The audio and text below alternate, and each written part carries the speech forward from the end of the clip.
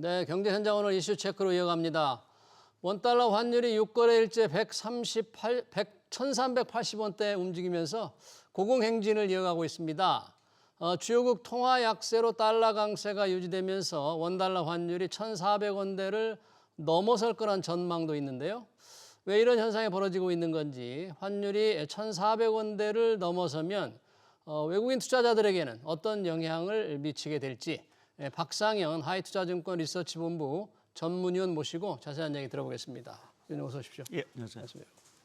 자, 원달러 환율 1,380원대에서 지금 등락을 거듭하고 있습니다. 한때 1,400원대를 위협했는데 오늘은 좀 시장이 어떻습니까, 환율? 예, 오늘은 소폭 좀 내려서 출발을 하고 뭐 장중에 거래가 되고 있고요. 예. 그래도 여전히 뭐 1,380원대에서 움직임이 좀 유지가 되고 있습니다. 이 정도 수준이면 올 들어서 우리 원화 환율이 달러 대비해서 이 다른 나라 환율보다 훨씬 더 많이 지금 오른 거죠, 특별히.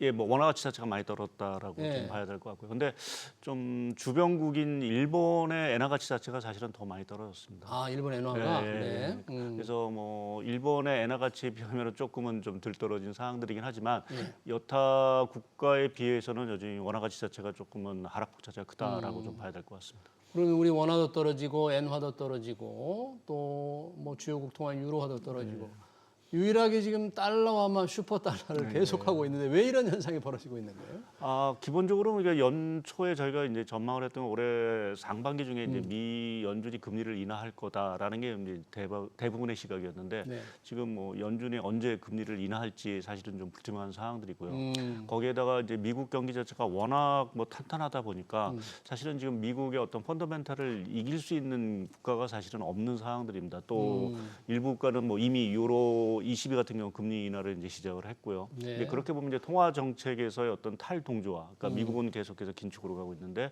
나머지 국가들은 대부분 이제 금리 인하라는 어떤 그 완화적인 통화 정책으로 좀 가고 있고, 예. 어떤 성장 격제 측면에서도 보게 되면 여전히 미국이 이제 강건한 부분 자체가 기본적으로 이제 달러 강세를 사실은 유발시키고 있는 부분으로 좀 봐야 될 것 같고요. 예. 거기에 이제 말씀하신 대로 이제 원화 가치가 왜 그러면 더 떨어지느냐라는 네. 부분에 있어서는 뭐 우리 국내 경기가 회복은 되고 있긴 하지만 사실은 뭐 내수 경기라든지 이러한 것들이 여전히 좀 부진한 부분들이 좀 분명히 있고요. 예. 또 한 가지 주변국 통화 말씀드린 대로 엔화 가치도 떨어지고 예. 지금 위안화 같은 경우도 연중 뭐 최저치를 계속 경신을 하고 있는 이러한 중국 위안화도? 주변국 통화가 상당히 약세가 되고 있다라는 게 동조화 현상. 예. 또 한 가지는 뭐 국내 이제 외국인 자금이 뭐 주식시장으로 들어오긴 하지만 또 우리가 서학개미 뭐 이러한 것들을 통해서 사실은 해외 투자하는 부분들이 상당히 많아졌습니다. 그래서 달러의 어떤 그 수요 자체가 많이 늘어났다라는 부분도 원달러 환율이 상승하는 원인에 좀 빌미를 제공하고 있다라고 봐야 될 것 같습니다. 그러네요. 그러니까 미국 경제만 상대적으로 좋고 금리도 미국만 지금 고공행진을 계속하고 있다. 유럽의 일부 국가는 금리 인하를 벌써 시작하지 않았느냐. 그런 면에서 볼 때 슈퍼달러 혼자 지속하고 있는데 사실은 지금 1,380원대 어떻게 보면 1,400원대를 위협은 했지만 이게 좀 더 떨어질 법한데도 안 떨어지고 있는 거. 그러니까 지금 수준이 이게 무슨 뭐라 그러니까 뭐 뉴노멀 그런 새로운 뭐 표준이다. 이제 이게 보통 환율 수준이 유지된다. 혹시 이렇게 좀 봐야 됩니까? 예, 당분간은 조금 원화 환율이 떨어지기가 쉽지 않은 구조로 좀 봐야 될 것 같고요. 그건 앞서 이제 말씀드린 대로 미국 경기 자체가 여전히 견조하다라는 부분, 또 지금 미 연준의 금리 인하 시점이 뭐 9월이 될지 또 더 늦어질지는 모르긴 하겠지만 여전히 당분간은 미국이 계속해서 현재의 어떤 금리 수준을 계속 유지할 수밖에 없다라고 보면 결국 달러 흐름에서의 어떤 약달러를 기대하기가 조금 어려운 부분들이 있고요. 그리고 가장 중요한 거는 사실은 미국이 뭐 미중 갈등, 패권 관계 이러한 과정 속에서 좀 어떤 주도권, 세계 경제의 어떤 주도권을 사실은 장악했다라는 부분 자체가 결국 달러 가치를 사실은 지지하는 중요한 부분들이 아닌가 좀 생각을 하고 있습니다. 주도권을 장악했다. 예, 세계 경제의 어떤 세계 주도. 경제. 또 이제 금융시장 측면에서 보더라도 뭐 지금 미국 주식은 뭐 조금 조정은 뭐 최근에 나스닥이 받았긴 하지만 계속 연일 이제 사상칩을 지속적으로 상승세를 하고 있는 유지하고 부분 있는 거죠. 자체는 자금으로 하여금 미국으로 계속해서 유입이 되는 이러한 흐름이 계속되기 때문에 뭐 경제적인 패권도 갖고 있고 예. 자금도 들어오고 있고 자금 들어오니까. 그렇게 되면 이제 달러가 계속해서 강달러 부분이 유지가 될 수 있다라는 부분에서 아마 우리가 이제 뉴노멀 그러니까 원달러 환율 기준으로 뭐 1,300원대 자체가 계속 유지가 되는 이러한 현상들이 당분간 유지가 될 수 있다라는 어떤 기대감이 형성이 되고 있는 것 같습니다. 그러니까 원달러 환율이 조금 훅 떨어지는 뭐 그런 거는 이제 기대하지 말고 현재 수준을 유지하거나 조금 떨어지더라도 뭐 극히 조금 떨어지는 수준이잖아요. 예, 예. 일본 엔화도 마찬가지입니다. 지금 뭐 굉장히 그 160엔 달러당 한때 이게 돌파 위험도 있었잖아요. 지금도 158엔, 159엔 그런데 이 정도면 우리가 말하는 슈퍼 엔저라고 하는데 일본 중앙은행은 이 외환 시장 개입을 안 하는 겁니까? 어떻습니까, 지금? 뭐 일본 은행 자체는 개입은 안 하는데 일본 정부 재무부를 통해서 사실은 5월달에 개입은 했습니다. 개입을 했어요. 예, 개입을 해서 뭐 한때 조금 이제 좀 엔화 가치 자체가 이제 강세를 보였는데 다시 이제 약세 기대 자체가 이제 확산이 된 부분에 있어서는 일단 일본 은행의 그 통화 정책 기조 자체가 예상보다는 긴축의 속도 자체가 너무 더디다. 우리가 뭐 금리 인상이라든지, 금리 인상이라든지 또 지금 일본 은행이 추진하고 있는 양적 완화 정책의 어떤 규모 자체를 줄이는 부분에 대해서 일본 은행이 다소 좀 주저주저하는 모습들 자체가 계속해서 엔화의 약세 심리 자체를 상당히 좀 부추기고 있는 상황들이고요. 또 올해 들어와서 예상외로 좀 일본 경제의 성장률 자체가 다소 좀 부진합니다. 작년에는 상당히 이제 성장률이 좋았는데 올해 들어와서는 뭐 내수 경기라든지 이러한 것들이 뭐 아무래도 그 엔화 약세도 사실은 적지 않은 영향을 미친 것 같고요. 그러니까 아무래도 일반 국민들이 일본 국민들이 느끼는 부분에 있어서는 사실은 오히려 물가도 오르고 환율도 오르다 보니까 소비 심리라든지 이런 것들이 많이 제약을 받고 있어서 이러한 부분이 전반적으로 좀 엔화의 어떤 약세 심리 이러한 것들을 계속해서 부추기면서 일본 정부 시장 개입에 나섰음에도 불구하고 잘 약발이 먹히지 않는 이러한 상황이 지금 좀 엔화 환율 흐름으로 좀 나타나고 있습니다. 그럼 달러당 지금 160엔 이 정도가 혹시 일본 중앙은행이 조금 지키고 싶어하는 그 수준이라고 봐야 됩니까? 아니면 뭐 좀 160엔 뭐 정부가 보면 계속해서 구두 개입을 좀 하고 있다라고 보게 되면 뭐 이 정도 수준보다는 조금 낮은 수준을 원하지 않을까 좀 생각을 하고 있고요. 특히 기시다 총리 같은 경우 지금 재임 가능성이 사실은 좀 낮게 평가되고 있는 원인 중에 하나가 보면 말씀드린 대로 일반 국민들이 뭐 일본 주식시장은 상당히 좋다라고 하지만 일본 국민들이 느끼는 체감 경기는 상당히 안 좋은 부분들 자체가 지금 지지율 하락으로 사실은 이루어지고 있다라는 측면에서 보면은 일본 정부 또 일본 중앙은행 입장에서 보게 되면 슈퍼 엔저를 마냥 반길 수만은 없는 상황들이고요. 그래서 현 레벨보다는 상당 부분 좀 낮아진 또 특히 이제 160원이 넘어서게 되면 다시 이제 시장 개입, 적극적인 시장 개입이 나올 가능성이 상당히 농후하다라고 좀 판단을 하고 있습니다. 예전에 달러당 150엔 선을 이렇게 위협할 때만 해도 이제 뭐 엔화가 더 떨어지겠나, 엔달러 환율이 더 오르겠나 해서 당시 엔테크라고 해서 엔화를 많이 샀지 않습니까? 그렇죠, 지나고 보니까 그분들 조금 손실이 적지 않겠네요. 예, 뭐 아직까지 지금 원화 환율 기준으로 보게 되면 이제 870원까지 떨어졌으니까요. 870원. 예, 그러니까 지금 뭐 우리가 뭐 한때 1,000원 이런 했던 시절도 있었는데 사실 주로 엔테크가 일어났던 게 아마 900원 언저리에서 제 생각에는 있었기 때문에 어떻게 보면 좀 손실이 조금이지만 좀 나고 있다라고 봐야 될 것 같고요. 또 하나 부분은 이제 투자 기회 손실이죠. 그 돈을 다른 쪽에 투자했으면 사실은 조금 수익을 얻을 수 있었는데 사실 엔화에 테크를 하면서 이제 조금 상대적으로 좀 수익을 못 얻는 부분도 조금 저희가 좀 생각을 해봐야 되는 그러니까요. 엔화가 워낙 빠른 속도로 오르니까 150엔 선 됐을 때 기억이 생생해요. 뭐 얼마나 더 오르겠느냐, 막 이런 분석들이 많았는데 어느새 160엔 달러당 그런 수준까지 지금 왔습니다. 뭐 엔화만이 아니죠. 아까 말씀하신 대로 유로화도 지금 약세가 계속되고 있다는데 유럽 지역은 지금 전체적인 정치 지형이 조금 바뀌면서 특히 프랑스도 총선이 이제 다가왔잖아요. 이런 정치 불안이 유로화에 영향을 좀 미치고 있어요? 예, 아무래도 지금 유럽 정치권 특히 지난 2주 전인가 유럽 의회 선거에서 극우 세력 자체가 약진을 한 상황들이고 거기에 이제 마크롱 대통령이 이제 승부수를 던지면서 조기 총선 카드를 꺼냈는데 지금 30일 치러질 1차 지금 총선 그 지지율을 보게 되면 극우 정당이 국민연합이 지금 앞서고 있는 상황들입니다. 마크롱 정당을 거의 한 2배 가까이 지지율 상으로 보게 되면 앞서고 있는 상황들이어서 자칫 잘못하면 이제 극우 내각이 출범이 될 수 있는 상황들이고요. 이제 이렇게 됐을 때 이제 시장에서 평가 자체는 조금 너무 과도한 포퓰리즘적인 어떤 그 정책이 나오면서 유럽의 어떤 재정 위기라든지 뭐 또 한편에서 보면 이제 또 자칫 이제 극우 내각이 또 이제 EU 탈퇴 뭐 이러한 브렉시트라고 얘기를 하죠.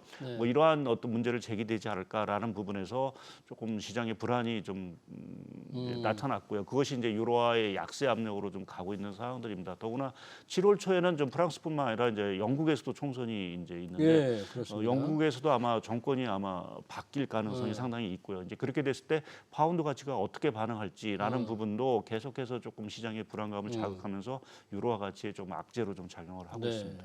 이 프랑스 마크롱 대통령은 이제 극우파가 지지율이 올라가니까 이 극우파가 이게 내각이 형성이 되면 이 프랑스에 내전이 일어난다. 그러면서 우리 중도 우익 쪽으로 좀 표를 몰아달라 호소를 하고 있던데요. 만약에 유로화 가치의 불안감이 더 가해져서 조금 더 떨어질 수 있다면 그 하락의 영향이 우리 원달러 환율, 원화 환율을 밀어 올리는 요인도 되겠네요. 예, 뭐 결국 유로 가치 하락의 그 의미 자체는 결국 유럽의 여러 가지 금융시장 자체가 불안이 이제 조금 고조될 수 있다라는 부분에서 지금 뭐 주식시장이라든지 뭐 채권시장 자체가 상당히 안정적으로 흐르고 있는데 이 부분에 사실은 좀 변동성을 좀 키울 수 있다라고 봅니다. 물론 이제 과거 우리가 남유럽 사태, 우리가 피그스 사태라고 하죠. 이러한 어떤 유럽 재정 위기와 같은 심각한 어떤 그 위기 상황은 아니긴 하지만 단기적으로 이러한 정치적 불확실성 자체가 유로화라든지 또 유럽 경기에도 악영향을 미친다라고 하면 당연히 뭐 원화 가치 또 뭐 엔화 가치 이러한 비달러 통화 가치에는 사실은 좀 원화 하락 요인으로 그러니까 가치의 하락 요인으로 작용할 수밖에 없을 거로 좀 보고 있습니다. 달러 이외의 다른 통화이 다 떨어지면 우리 원화도 더 하락 압력을 받게 될 수 있다 이런 얘기인데 지금 우리 달러당 1,380원대 이제 1,400원을 위협하고 있는 이 정도 원달러 환율 수준이라면 외국인 주식 투자자들의 어떤 매수 매도 심리에는 어떤 영향을 주고 있습니까 지금? 뭐 아직까지는 그렇게 큰 영향을 주고 있지는 않다라고 봐야 될 것 같습니다. 그러니까 지금 이게 우리나라 통화 가치만 하락했다라고 하면 사실은 문제가 되겠죠. 그렇지만 말씀드린 대로 지금 전 세계 그 달러를 제외한 통화 가치는 동반 하락을 하고 있는 상황들이기 때문에 그렇게 보면 지금 우리나라의 어떤 펀더멘탈 문제가 아니라 결국 뭐 달러와 비달러 간의 어떤 그런 상대적인 어떤 펀더멘탈 문제이기 때문에 외국인의 어떤 자금 흐름에 있어서는 사실은 큰 변화는 아직은 없다라고 봐야 될 거예요. 그렇지만 만약 말씀드린 대로 뭐 유럽의 어떤 정치 불확성이 더 커진다. 또 일본의 엔화 가치 자체가 뭐 더 급락해서 또 일본의 또 다른 어떤 위기 가능성이 거론이 된다라고 하면 그때 가서는 사실은 외국인 자금들 자체가 뭐 달러 자산을 선호하기 때문에 사실 우리나라에서 좀 빠져나갈 가능성도 사실은 배제할 수는 없을 것 같습니다.